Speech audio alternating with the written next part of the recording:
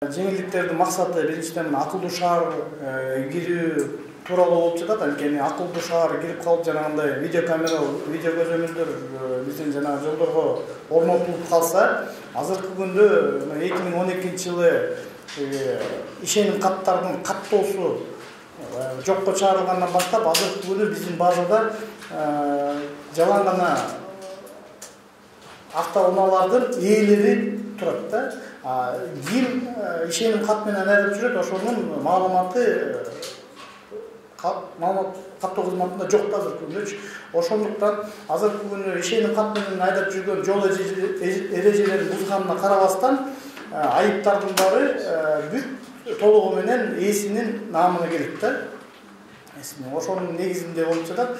Андан тышкары азыр ишеним каттарын менен дагы сатып алуучуларда, сатуучуларда көп кыйынчылыктарга туш келип атканына байланыштуу өкмөттөн бизге мамлекеттик каттоо кызматына тапшырма берилген. Ошо тапшырманын негизинде азыр токтомдун долбоору каралып чыгып, Кудай буйрса, ошо токтомдун долбоору ошо апрель айынан күчүнө кирип, апрель айынан баштап ошо жеңилдик боюнча льготный кампанияны баштайбыз.